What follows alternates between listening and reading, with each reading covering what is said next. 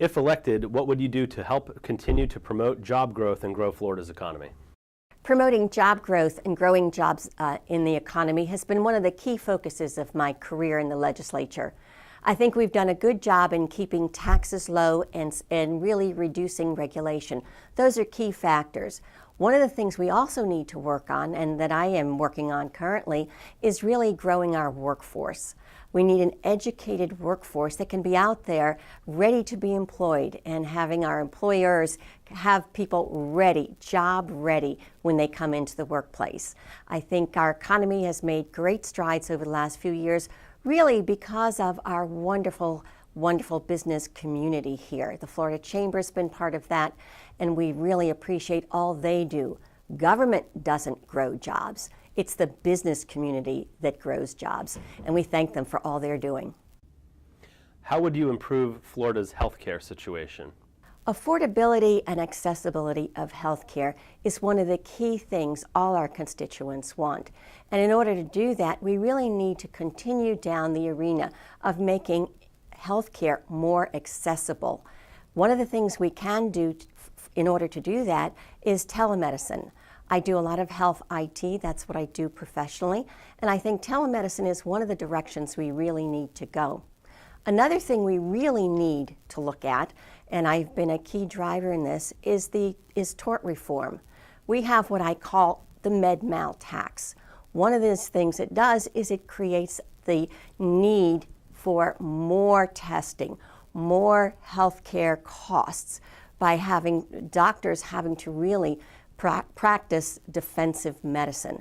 I think tort reform goes a long way to reducing the cost of health care. Another thing I'm very involved in is electronic health records.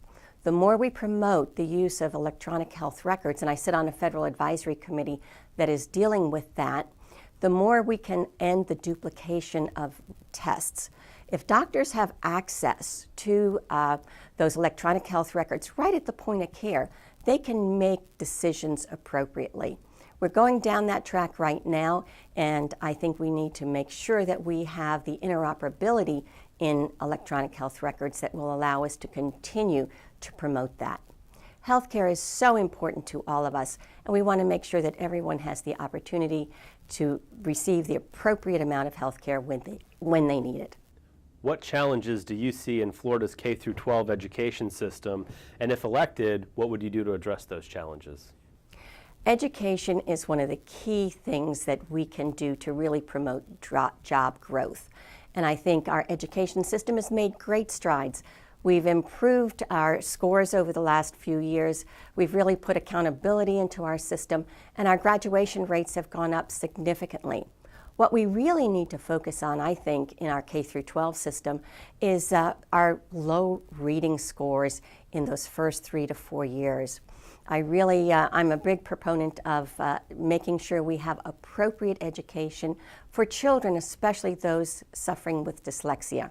I have 2 grandsons that have dyslexia, and this last year I worked very hard on some legislation to really make sure all our teachers have the appropriate training to recognize and teach students with dyslexia.